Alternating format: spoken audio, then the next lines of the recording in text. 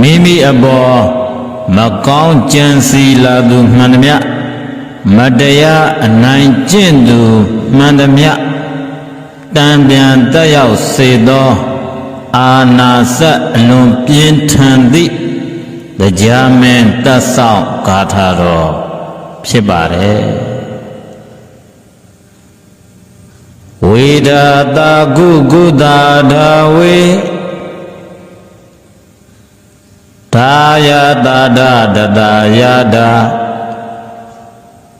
ဝေဒတာကုကုတာဒါဝေသာယတာဒတတယာဒသာသာဒီကုကုတိသာသာကုဒကုဘူဘူကုဒကုဝေငါဘောမမလုံမောင်းထအိတ်တာပွားထုငါဤယံသူဟုသည်များတို့သည်ဒါဝေစွာရက်တို့တာလင်းစွာတာလျင်ကုပြေးစေကုန်တည်းကုငါမကောင်းသဖြင့်ကြံကုန်သောသူတို့သည်တာမိမိအလိုလိုဒါကြံစည်းပြတ်သောအဖြစ်ဝေပြောက်စေကုန်သည်ဒါငါဤစေရနာကြောင့်ယတအချံအယံအကျော်သောတို့သည်ဒါပွားများပါစေကုန်တည်းတတငါပြုမိသောအကုသိုလ်10ပါးတို့သည်ယငါပြုမိသမျှသောကုသိုလ်10ပါးတို့၏တကူတော်ကြောင့်ဒါပြေပြောက်စေကုန်တည်းတာဆက်စုပ်ဖွယ်သောသူတို့အား၎င်းတာအမျက်မာနဒေါသရှိသောသူတို့အား၎င်းဒီဆုံးမဩဝါဒပေးခြင်းဖြင့်သာလည်းကုအောင်မြင်ပါစေတည်းကုထိုသို့သောအမျက်မာနမန်တက်သောသူတို့နှင့်ဒီရှိမြင့်စွာတာမပေါင်းဖော်ရသည်တာဖြစ်ပါစေတည်းကုသိုလ်စရိုက်ပြုခြင်းလေရှိသောဒါသူတော်ကောင်းတို့နှင့်သာလည်းကုဖြစ်လေရာရာတန္တရာဘဝအဆက်ဆက်၌ကုတွေးဆောင်ပေါင်းဖော်ခြင်းကိုပြုရစေတည်းဘုအကုသိုလ်စရိုက်ပွားများသူတို့နှင့်ကုဖြစ်လေရာရာဘဝတန္တရာအဆက်ဆက်၌ဒါအခါခသိကုတွေးဆောင်ပေါင်းဖော်ခြင်းမပြုရသည်ဖြစ်ပါစေတည်းအာနာစအလွန်ပြင်းထန်သောဂါရတော်ကြီးဖြစ်သဖြင့်အတိတ်ဘဝတွေတုန်းကမိမိတို့ပြုခဲ့ဘူးသောဒါနပါရမီကုသိုလ်ကောင်းမှုတွေကိုသစ္စာပြုတိုင်တယ်ပြီးယံသူအပေါင်းကိုအောင်မြင်စေပါတယ်မိမိအပေါ်မကောင်းကြံသူမတရားအနိုင်ကျင့်သူလူများဆရာဆိုးများနတ်ဆိုးနတ်ယုတ်မာများကိုတံပြန်ဓံပြန်ထိခိုက်စေသောဂါထာဖြစ်တဲ့အတွက်ကြောင့်အောင်မြင်ကြော်ကြားကကြီးမြင့်လာသူတော်တော်များများရဲ့နောက်ကွယ်မှာအတိတ်ကအကျိုးပေးတွေအပြင်ပုံမှန်လက်ဆွဲထားရွတ်ဆိုလေးရှိတဲ့ဂါထာတော်မြတ်တွေရဲ့အကျိုးပေးတွေပါဝင်နေပါတယ်မိမိအပေါ်မကောင်းကြံစီလာသူမှန်သမျှမတရားအနိုင်ကျင့်သူမှန်သမျှတံပြန်တက်ရောက်စေသောအာနာစအလွန်ပြင်းထန်သည့်တရားမင်းတတ်ဆောင်ဂါထာတော်ဖြစ်ပါတယ်ဝေဒတာကုကုတာဒါဝေသာယတာဒတတယာဒ ဝေဒတာကုကုသတာဝေဒာယတာတာတတာယတာတာတာဒီကုကုတိတာတာကုဒကုဘူဘူကုတကုဝေငါဘောမှာမလိုမောင်းထအိတ်တာပွားထုငါဤယံသူဟုသည်များတို့သည်ဒါဝေစွာရက်တို့တာလင်းစွာတာလျင်ကုပြေးစေကုန်တည်းကုငါမကောင်းသဖြင့်ကြံကုန်သောသူတို့သည်တာမိမိအလိုလိုဒါကြံစည်းပြတ်သောအဖြစ်ဝေပြောက်စေကုန်သည်ဒါငါဤစေရနာကြောင့်ယတအချံအယံအကျော်သောတို့သည်ဒါပွားများပါစေကုန်တည်းတတငါပြုမိသောအကုသိုလ်10ပါးတို့သည်ယငါပြုမိသမျှသောကုသိုလ်10ပါးတို့၏တကူတော်ကြောင့်ဒါပြေပြောက်စေကုန်တည်းတာဆက်စုပ်ဖွယ်သောသူတို့အား၎င်းတာအမျက်မာနဒေါသရှိသောသူတို့အား၎င်းဒီဆုံးမဩဝါဒပေးခြင်းဖြင့်သာလည်းကုအောင်မြင်ပါစေတည်းကုထိုသို့သောအမျက်မာနမန်တက်သောသူတို့နှင့်ဒီရှိမြင့်စွာတာမပေါင်းဖော်ရသည်တာဖြစ်ပါစေတည်းကုသိုလ်စရိုက်ပြုခြင်းလေရှိသောဒါသူတော်ကောင်းတို့နှင့်သာလည်းကုဖြစ်လေရာရာတန္တရာဘဝအဆက်ဆက်၌ကုတွေးဆောင်ပေါင်းဖော်ခြင်းကိုပြုရစေတည်းဘုအကုသိုလ်စရိုက်ပွားများသူတို့နှင့်ကုဖြစ်လေရာရာဘဝတန္တရာအဆက်ဆက်၌ဒါအခါခသိကုတွေးဆောင်ပေါင်းဖော်ခြင်းမပြုရသည်ဖြစ်ပါစေတည်းအာနာစအလုံးပြင်းထန်သောဂါရတော်ကြီးဖြစ်သည်ဖြင့်အတိတ်ဘဝတွေတုန်းကမိမိတို့ပြုခဲ့ဘူးသောဒါနပါရမီကုသိုလ်ကောင်းမှုတွေကိုသစ္စာပြုတိုင်တယ်ပြီးယံသူအပေါင်းကိုအောင်မြင်စေပါတယ်မိမိအပေါ်မကောင်းကြံသူမတရားအနိုင်ကျင့်သူလူများဆရာဆိုးများနတ်ဆိုးနတ်ယုတ်မာများကိုတံပြန်ဓံပြန်ထိခိုက်စေသောဂါထာဖြစ်တဲ့အတွက်ကြောင့်အောင်မြင်ကြော်ကြားကကြီးမြင့်လာသူတော်တော်များများရဲ့နောက်ကွယ်မှာအတိတ်ကအကျိုးပေးတွေအပြင်ပုံမှန်လက်ဆွဲထားရွတ်ဆိုလေးရှိတဲ့ဂါထာတော်မြတ်တွေရဲ့အကျိုးပေးတွေပါဝင်နေပါတယ်မိမိအပေါ်မကောင်းကြံစီလာသူမှန်သမျှမတရားအနိုင်ကျင့်သူမှန်သမျှတံပြန်တက်ရောက်စေသောအာနာစအလွန်ပြင်းထန်သည့်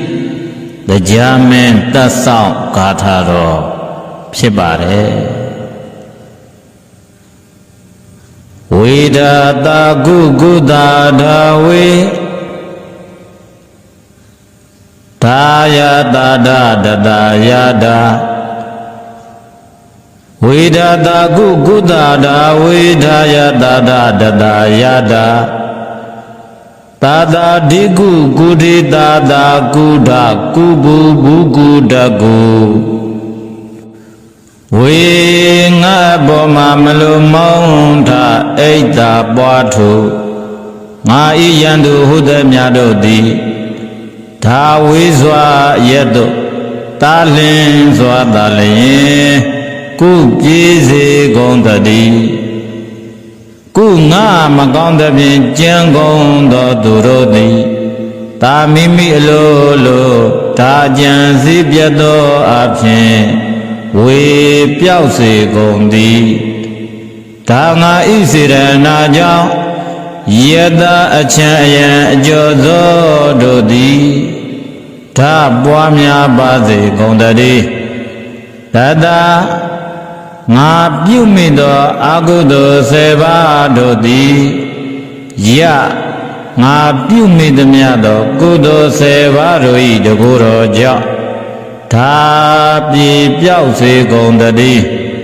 တာဆက်စုပ်ဖွယ်သောသူတို့အား၎င်း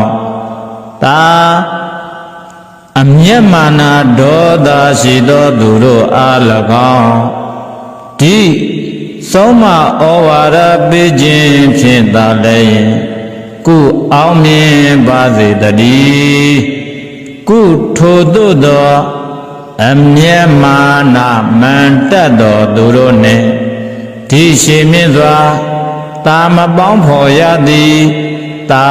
ဖြစ်ပါစေတည်းကုသိုလ်စရိုက်ပြုခြင်းလေရှိသောဒါသူတော်ကောင်းတို့နှင့်သာလည်းကုဖြစ်လေရာ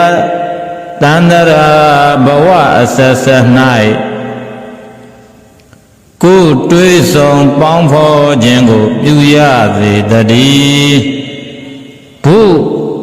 အကုသိုလ်စရိုက်ပွားများသူတို့နှင့်ကုဖြစ်လေရာဘဝတန္တရာအဆက်ဆက်၌ဒါအခါခသိကုတွေးဆောင်ပေါင်းဖော်ခြင်းမပြုရသည်ဖြစ်ပါစေတည်းအာနာစအလွန်ပြင်းထန်သောဂါရတော်ကြီးဖြစ်သည်ဖြင့်အတိတ်ဘဝတွေတုန်းကမိမိတို့ပြုခဲ့ဘူးသောဒါနပါရမီကုသိုလ်ကောင်းမှုတွေကိုသစ္စာပြုတိုင်တယ်ပြီးယံသူအပေါင်းကိုအောင်မြင်စေပါတယ်မိမိအပေါ်မကောင်းကြံသူမတရားအနိုင်ကျင့်သူလူများဆရာဆိုးများနတ်ဆိုးနတ်ယုတ်မာများကိုတံပြန်ဓံပြန်ထိခိုက်စေသောဂါထာဖြစ်တဲ့အတွက်ကြောင့်အောင်မြင်ကြော်ကြားကကြီးမြင့်လာသူတော်တော်များများရဲ့နောက်ကွယ်မှာအတိတ်ကအကျိုးပေးတွေအပြင်ပုံမှန်လက်ဆွဲထားရွတ်ဆိုလေးရှိတဲ့ဂါထာတော်မြတ်တွေရဲ့အကျိုးပေးတွေပါဝင်နေပါတယ်မိမိအပေါ်မကောင်းကြံစီလာသူမှန်သမျှမတရားအနိုင်ကျင့်သူမှန်သမျှတံပြန်တက်ရောက်စေသောအာနာစအလွန်ပြင်းထန်သည့်တရားမင်းတတ်ဆောင်ဂါထာတော်ဖြစ်ပါတယ်ဝေဒတာကုကုတာဒါဝေဒါယတာဒတတာယတာဝေဒတာကုကုတာဒါဝေဒါယတာဒတတာယတာသာသာဒီကုကုဒေသာသာကုဒကုဘူဘူကုဒကုဝေငါဘောမမလူမောင်းထအိတ်တာပွားထုငါဤယံသူဟုသည်များတို့သည်ဒါဝေစွာရက်တို့တာလင်းစွာတာလျင်ကုပြေးစေကုန်တည်းကုငါမကောင်းသဖြင့်ကြံကုန်သောသူတို့သည်တာမိမိအလိုလိုဒါကြံစည်းပြတ်သောအဖြစ်ဝေပြောက်စေကုန်သည်ဒါငါဤစေရနာကြောင့်ယတအချံအယံအကျော်သောတို့သည်ဒါပွားများပါစေကုန်တည်းတတငါပြုမိသောအကုသိုလ်10ပါးတို့သည်ယငါပြုမိသမျှသောကုသိုလ်10ပါးတို့၏တကူတော်ကြောင့်ဒါပြေပြောက်စေကုန်တည်းတာဆက်စုပ်ဖွယ်သောသူတို့အား၎င်း တာအမျက်မာနာဒေါသရှိသောသူတို့အား၎င်းဒီဆုံးမဩဝါဒပေးခြင်းဖြင့်သာလည်းကုအောင်မြင်ပါစေတည်းကုထိုသို့သောအမျက်မာနာမန်တက်သောသူတို့နှင့်ဒီရှိမြင့်စွာတာမပေါင်းဖော်ရသည်တာဖြစ်ပါစေတည်းကုသိုလ်စရိုက်ပြုခြင်းလေရှိသောဓာသူတော်ခေါင်းတို့နှင့်သာလည်းကုဖြစ်လေရာရာတန္တရာဘဝအဆက်ဆက်၌ကိုယ်တွေးဆောင်ပေါင်းဖော်ခြင်းကိုပြုရစေတည်းဘုအကုသိုလ်စရိုက်ပွားများသူတို့နှင့်ကုဖြစ်လေရာရာဘဝတန္တရာအဆက်ဆက်၌ဓာအခါခသိကုတွေးဆောင်ပေါင်းဖော်ခြင်းမပြုရသည်ဖြစ်ပါစေတည်းအာနာစအလွန်ပြင်းထန်သောဂါရတော်ကြီးဖြစ်သဖြင့်အတိတ်ဘဝတွေတုန်းကမိမိတို့ပြုခဲ့ဘူးသောဒါနပါရမီကုသိုလ်ကောင်းမှုတွေကိုသစ္စာပြုတိုင်တယ်ပြီးယံသူအပေါင်းကိုအောင်မြင်စေပါတယ်မိမိအပေါ်မကောင်းကြံသူမတရားအနိုင်ကျင့်သူလူများဆရာဆိုးများနတ်ဆိုးနတ်ယုတ်မာများကိုတံပြန်ဓံပြန်ထိခိုက်စေသောဂါထာဖြစ်တဲ့အတွက်ကြောင့်အောင်မြင်ကြော်ကြားကကြီးမြင့်လာသူတော်တော်များများရဲ့နောက်ကွယ်မှာအတိတ်ကအကျိုးပေးတွေအပြင်ပုံမှန်လက်ဆွဲထားရွတ်ဆိုလေးရှိတဲ့ဂါထာတော်မြတ်တွေရဲ့အကျိုးပေးတွေပါဝင်နေပါတယ်မိမိအပေါ်မကောင်းကြံစီလာသူမှန်သမျှမတရားအနိုင်ကျင့်သူမှန်သမျှတံပြန်တက်ရောက်စေသောအာနာစအလွန်ပြင်းထန်သည့်တရားမင်းတတ်ဆောင်ဂါထာတော်ဖြစ်ပါတယ်ဝေဒတာကုကုတာဒါဝေဒါယတာဒတတာယတာဝေဒတာကုကုတာဒါဝေဒါယတာဒတတာယတာသာသာဒီကုကုတိသာသာကုဒကုဘူဘူကုတကုဝေငါဘောမမလူမောင်းထအိတ်တာပွားထုငါဤယံသူဟုသည်များတို့သည်ဒါဝေစွာရက်တို့တာလင်းစွာတာလျင်ကုပြေးစေကုန်တည်းကုငါမကောင်းသဖြင့်ကြံကုန်သောသူတို့သည်တာမိမိအလိုလိုဒါကြံစည်းပြတ်သောအဖြစ်ဝေပြောက်စေကုန်သည်ဒါငါဤစေရနာကြောင့်ယတအချံအယံအကျော်သောတို့သည်ဒါပွားများပါစေကုန်တည်းတတငါပြုမိသောအကုသိုလ်10ပါးတို့သည်ယငါပြုမိသမျှသောကုသိုလ်10ပါးတို့၏တကူတော်ကြောင့်ဒါပြေပြောက်စေကုန်တည်းတာဆက်စုပ်ဖွယ်သောသူတို့အား၎င်းတာအမျက်မာနာဒေါသရှိသောသူတို့အား၎င်းဒီဆုံးမဩဝါဒပေးခြင်းဖြင့်သာလည်းကုအောင်မြင်ပါစေတည်းကုထိုသို့သောအမျက်မာနာမန်တက်သောသူတို့နှင့်ဒီရှိမြင့်စွာတာမပေါင်းဖော်ရသည်တာဖြစ်ပါစေတည်းကုသိုလ်စရိုက်ပြုခြင်းလေရှိသောဓ ဒါသူတော်ကောင်းတို့နှင့်သာလည်းကုဖြစ်လေရာရာတန္တရာဘဝအဆက်ဆက်၌ကုတွေးဆောင်ပေါင်းဖော်ခြင်းကိုပြုရစေတည်းဘု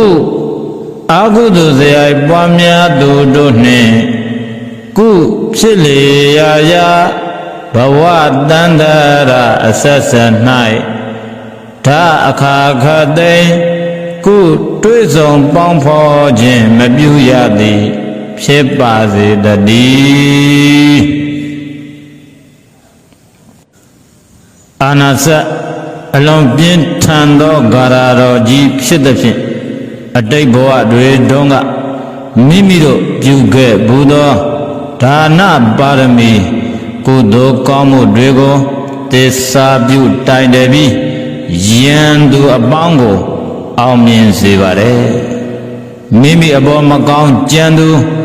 မတရားအနိုင်ကျင့်သူလူများဆရာဆိုးများနတ်ဆိုးနတ်ယုတ်မာများကိုတံပြန်ဓံပြန်ထိခိုက်စေသောဂါထာဖြစ်တဲ့အတွက်ကြောင့်အောင်မြင်ကြော်ကြားကကြီးမြင့်လာသူတော်တော်များများရဲ့နောက်ကွယ်မှာအတိတ်ကအကျိုးပေးတွေအပြင်ပုံမှန်လက်ဆွဲထားရွတ်ဆိုလေးရှိတဲ့ဂါထာတော်မြတ်တွေရဲ့အကျိုးပေးတွေပါဝင်နေပါတယ်မိမိအပေါ်မကောင်းကြံစီလာသူမှန်သမျှမတရားအနိုင်ကျင့်သူမှန်သမျှတံပြန်တက်ရောက်စေသောအာနာစအလွန်ပြင်းထန်သည့်တရားမင်းတတ်ဆောင်ဂါထာတော်ဖြစ်ပါတယ်ဝေဒတာကုကုတာဒါဝေဒါယတာဒတတာယတာဝေဒတာကုကုတာဒါဝေဒါယတာဒတတာယတာသာသာဒီကုကုဒေသာသာကုဒကုဘူဘူကုဒကုဝေငါဘောမှာမလိုမောင်းထအိတ်သာပွားထုငါဤယံသူဟုသည်များတို့သည်ဒါဝေစွာရက်တို့တာလင်းစွာတာလျင်ကုပြေးစေကုန်တည်းကုငါမကောင်းသဖြင့်ကြံကုန်သောသူတို့သည်တာမိမိအလိုလိုဒါကြံစည်းပြတ်သောအဖြစ်ဝေပြောက်စေကုန်သည်ဒါငါဤစေရနာကြောင့်ယတအချံအယံအကျော်သောတို့သည်ဒါပွားများပါစေကုန်တည်းတတငါပြုမိသောအကုသိုလ်7ပါးတို့သည်ယငါပြုမိသမျှသောကုသိုလ်7ပါးတို့၏တကူတော်ကြောင့်ဒါပြေပြောက်စေကုန်တည်းတာဆက်စုပ်ဖွယ်သောသူတို့အား၎င်းတာအမျက်မာနဒေါသရှိသောသူတို့အား၎င်းဒီဆုံးမဩဝါဒပေးခြင်းဖြင့်သာလည်းကုအောင်မြင်ပါစေတည်းကုထိုသို့သောအမျက်မာနမန်တက်သောသူတို့နှင့်ဒီရှိမြင့်စွာတာမပေါင်းဖော်ရသည်တာဖြစ်ပါစေတည်းကုသိုလ်စရိုက်ပြုခြင်းလေရှိသောဒါသူတော်ကောင်းတို့နှင့်သာလည်းကုဖြစ်လေရာရာတန္တရာဘဝအဆက်ဆက်၌ကုတွေးဆောင်ပေါင်းဖော်ခြင်းကိုပြုရစေတည်းဘုအာဟုတုဇယပွားများသူတို့နှင့်ကုဖြစ်လေရာရာဘဝတန္တရာအဆက်ဆက်၌ဒါအခါခသိကုတွေးဆောင်ပေါင်းဖော်ခြင်းမပြုရသည်ဖြစ်ပါစေတည်း အာနာစအလွန်ပြင်းထန်သောဂါရတော်ကြီးဖြစ်သဖြင့်အတိတ်ဘဝတွေတုန်းကမိမိတို့ပြုခဲ့ဘူးသောဒါနပါရမီကုသိုလ်ကောင်းမှုတွေကိုသစ္စာပြုတိုင်တယ်ပြီးယံသူအပေါင်းကိုအောင်မြင်စေပါတယ်မိမိအပေါ်မကောင်းကြံသူမတရားအနိုင်ကျင့်သူလူများဆရာဆိုးများနတ်ဆိုးနတ်ယုတ်မာများကိုတံပြန်ဓံပြန်ထိခိုက်စေသောဂါထာဖြစ်တဲ့အတွက်ကြောင့်အောင်မြင်ကြော်ကြားကကြီးမြင့်လာသူတော်တော်များများရဲ့နောက်ကွယ်မှာအတိတ်ကအကျိုးပေးတွေအပြင်ပုံမှန်လက်ဆွဲထားရွတ်ဆိုလေးရှိတဲ့ဂါထာတော်မြတ်တွေရဲ့အကျိုးပေးတွေပါဝင်နေပါတယ်မိမိအပေါ်မကောင်းကြံစီလာသူမှန်သမျှမတရားအနိုင်ကျင့်သူမှန်သမျှတံပြန်တက်ရောက်စေသောအာနာစအလွန်ပြင်းထန်သည့်တရားမင်းတတ်ဆောင်ဂါထာတော်ဖြစ်ပါတယ်ဝေဒတာကုကုတာဒါဝေဒါယတာဒတတာယတာဝေဒတာကုကုတာဒါဝေဒါယတာဒတတာယတာသာသာဒီကုကုတိသာသာကုဒကုဘူဘူကုတကုဝေငါဘောမမလူမောင်းထအိတ်တာပွားထုငါဤယံသူဟုသည်များတို့သည်ဒါဝေစွာရက်တို့တာလင်းစွာတာလျင်ကုပြေးစေကုန်တည်းကုငါမကောင်းသဖြင့်ကြံကုန်သောသူတို့သည်တာမိမိအလိုလိုဒါကြံစည်းပြတ်သောအဖြစ်ဝေပြောက်စေကုန်သည်ဒါငါဤစေရနာကြောင့်ယတအချံအယံအကျော်သောတို့သည်ဒါပွားများပါစေကုန်တည်းတတငါပြုမိသောအကုသိုလ်10ပါးတို့သည်ယငါပြုမိသမျှသောကုသိုလ်10ပါးတို့၏တကူတော်ကြောင့်ဒါပြေပြောက်စေကုန်တည်းတာဆက်စုပ်ဖွယ်သောသူတို့အား၎င်းတာအမျက်မာနဒေါသရှိသောသူတို့အား၎င်းဒီဆုံးမဩဝါဒပေးခြင်းဖြင့်သာလည်းကုအောင်မြင်ပါစေတည်းကုထိုသို့သောအမျက်မာနမန်တက်သောသူတို့နှင့်ဒီရှိမြင့်စွာတာမပေါင်းဖော်ရသည်တာဖြစ်ပါစေတည်းကုသိုလ်စရိုက်ပြုခြင်းလေရှိသောဒါသူတော်ကောင်းတို့နှင့်သာလည်းကုဖြစ်လေရာရာတန္တရာဘဝအဆက်ဆက်၌ကုတွေးဆောင်ပေါင်းဖော်ခြင်းကိုပြုရစေတည်းဘုအကုသိုလ်စရိုက်ပွားများသူတို့နှင့်ကုဖြစ်လေရာရာဘဝတန္တရာအဆက်ဆက်၌ဒါအခါခသိကုတွေးဆောင်ပေါင်းဖော်ခြင်းမပြုရသည်ဖြစ်ပါစေတည်းအာနာစအလွန်ပြင်းထန်သောဂါရတော်ကြီးဖြစ်သဖြင့်အတိတ်ဘဝတွေတုန်းက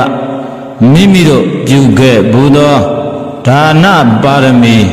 ကုသိုလ်ကောင်းမှုတွေကိုသစ္စာပြုတိုင်တယ်ပြီးယံသူအပေါင်းကိုအောင်မြင်စေပါတယ်မိမိအပေါ်မကောင်းကြံသူမတရားအနိုင်ကျင့်သူလူများဆရာဆိုးများနတ်ဆိုးနတ်ယုတ်မာများကိုတံပြန်ဓံပြန်ထိခိုက်စေသောဂါထာ ဖြစ်တဲ့အတွက်ကြောင့်အောင်မြင်ကြော်ကြားကကြီးမြင့်လာသူတော်တော်များများရဲ့နောက်ကွယ်မှာအတိတ်ကအကျိုးပေးတွေအပြင်ပုံမှန်လက်ဆွဲထားရွတ်ဆိုလေးရှိတဲ့ဂါထာတော်မြတ်တွေရဲ့အကျိုးပေးတွေပါဝင်နေပါတယ်မိမိအပေါ်မကောင်းကြံစီလာသူမှန်သမျှမတရားအနိုင်ကျင့်သူမှန်သမျှတံပြန်တက်ရောက်စေသောအာနာစအလွန်ပြင်းထန်သည့်တရားမင်းတတ်ဆောင်ဂါထာတော်ဖြစ်ပါတယ်ဝေဒတာကုကုတာဒါဝေဒါယတာဒတတာယတာဝေဒတာကုကုတာဒါဝေဒါယတာဒတတာယတာသာသာဒီကုကုတိသာသာကုဒကုဘူဘူကုတကုဝေငါဘောမမလုံမောင်းထအိတ်တာပွားထုငါဤယံသူဟုသည်များတို့သည်ဒါဝေစွာရက်တို့တာလင်းစွာတာလျင်ကုပြေးစေကုန်တည်းကုငါမကောင်းသဖြင့်ကြံကုန်သောသူတို့သည်သာမိမိအလိုလိုဒါကြံစည်းပြတ်သောအဖြစ်ဝေပြောက်စေကုန်သည်ဒါငါဤစေရနာကြောင့်ယတအချံအယံအကျော်သောတို့သည်ဒါပွားများပါစေကုန်တည်းတတငါပြုမိသောအကုသိုလ်10ပါးတို့သည်ယငါပြုမိသမျှသောကုသိုလ်10ပါးတို့၏တကူတော်ကြောင့်ဒါပြေပြောက်စေကုန်တည်းတာဆက်စုပ်ဖွယ်သောသူတို့အား၎င်းတာအမျက်မာနဒေါသရှိသောသူတို့အား၎င်းဒီဆုံးမဩဝါဒပေးခြင်းဖြင့်သာလည်းကုအောင်မြင်ပါစေတည်းကုထိုသို့သောအမျက်မာနမန်တက်သောသူတို့နှင့်ဒီရှိမြင့်စွာတာမပေါင်းဖော်ရသည်တာဖြစ်ပါစေတည်းကုသိုလ်စရိုက်ပြုခြင်းလေးရှိသော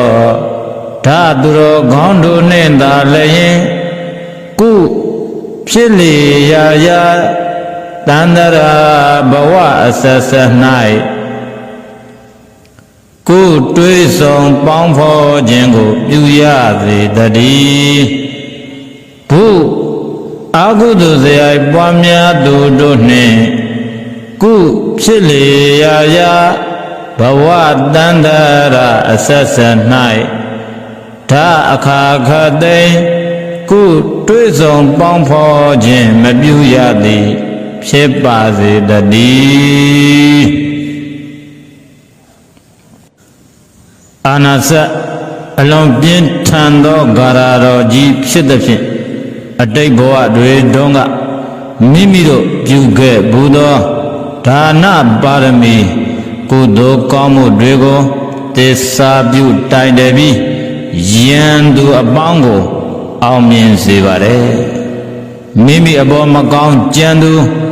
မတရားအနိုင်ကျင့်သူလူများဆရာဆိုးများ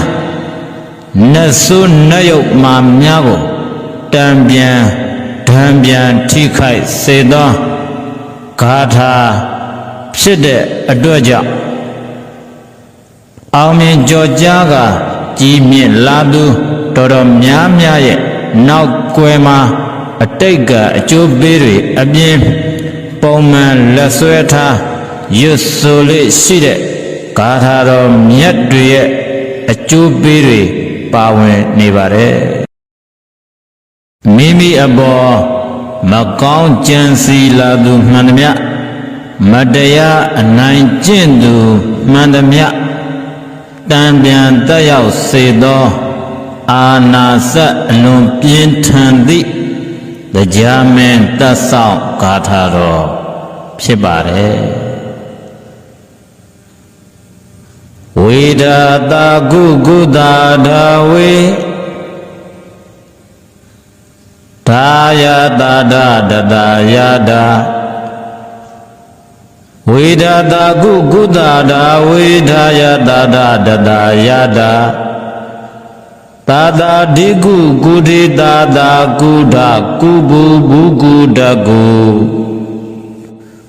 ဝေ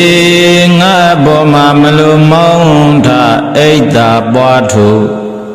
ငါဤယံသူဟုသည်များတို့သည်ဒါဝေစွာရက်တို့တာလင်းစွာတာလျင်ကုပြေးစေကုန်တည်းကုငါမကောင်းသဖြင့်ကြံကုန်သောသူတို့သည်တာမိမိအလိုလိုဒါကြံစည်းပြတ်သောအဖြစ်ဝေပြောက်စေကုန်သည်